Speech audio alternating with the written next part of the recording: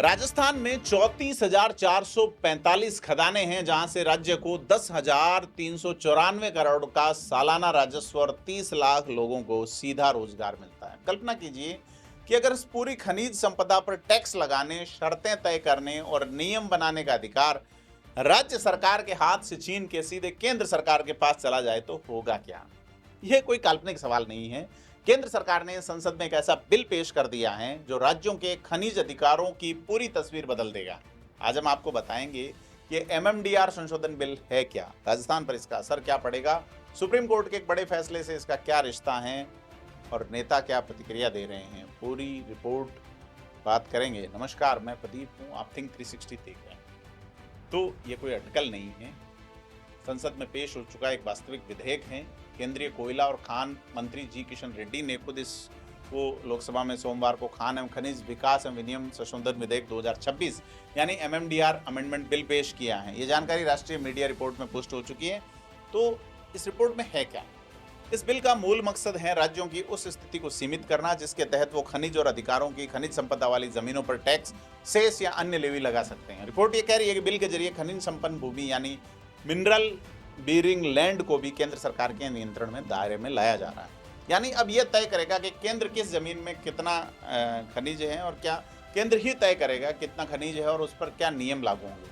लेकिन इस बिल का सबसे विवादित हिस्सा है प्रस्तावित नई धारा।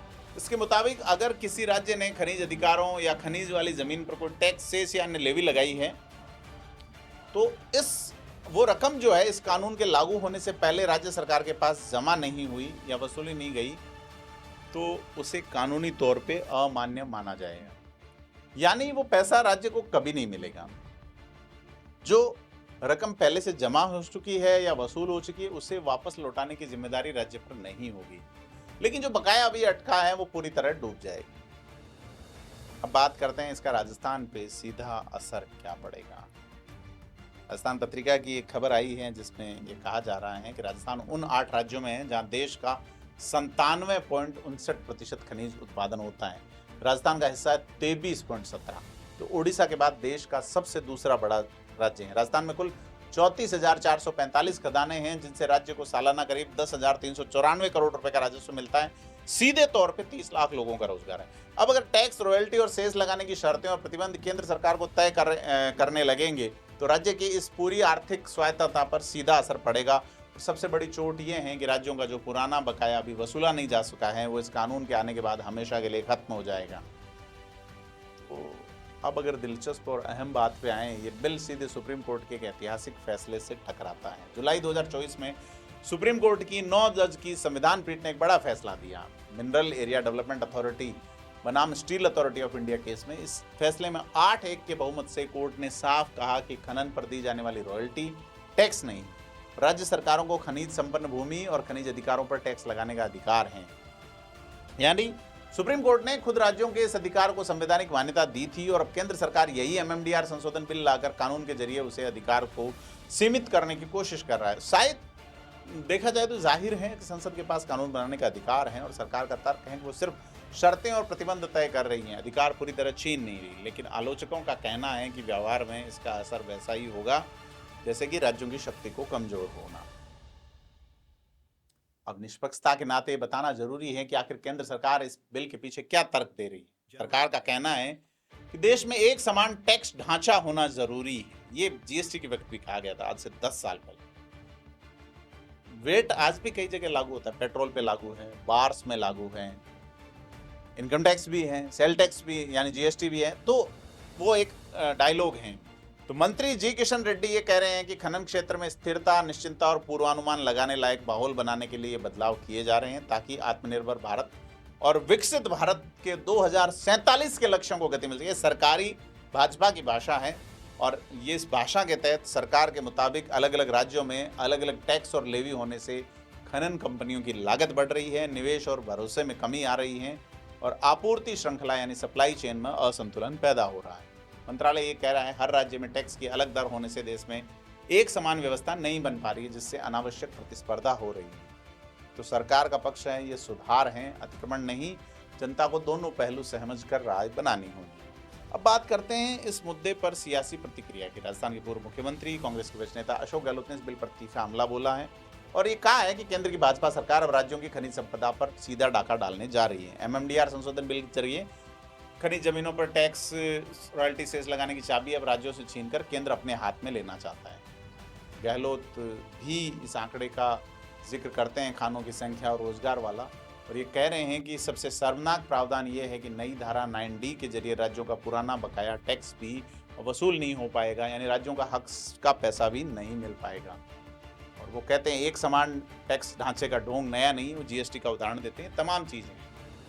और वो भाजपा सरकार राजस्थान वाली को चुनौती देते हुए लिखते हैं कि अगर कोई प्रशासनिक सुधार नहीं है, राज्यों को हर मोर्चे पर केंद्र के आगे झुकाकर पूरी तरह निर्भर बनाने की सुनियोजित रणनीति है। राजस्थान की भाजपा सरकार को इस पर तुरंत आवाज उठानी चाहिए। ये अशोक गहलोत ये कह रहे हैं, चूंकि निश्चित तौर पे एक पॉलिटिकल स्टेटमेंट है, लेकिन ध्यान देने वाली बात यह है कि गहलोत ने जो आंकड़े गिनाए हैं वो अपने आप में बड़ा आंकड़ा है। सवाल ये है कि अगर ये बिल कानून बन जाता है तो आम आदमी और राजस्थान पर असल असर पड़ेगा क्या। पहला असर राजस्व पर। अगर राज्य सरकार खनन कंपनियों पर अपनी ज़रूरत के मुताबिक टैक्स, सेस या रॉयल्टी नहीं लगा पाई तो राज्य के खजाने में आने वाला पैसा घट सकता है। यही पैसा सड़कों, अस्पतालों, स्कूलों और अन्य विकास कार्यों में खर्च होता है। दूसरा असर रोजगार पर पड़ेगा।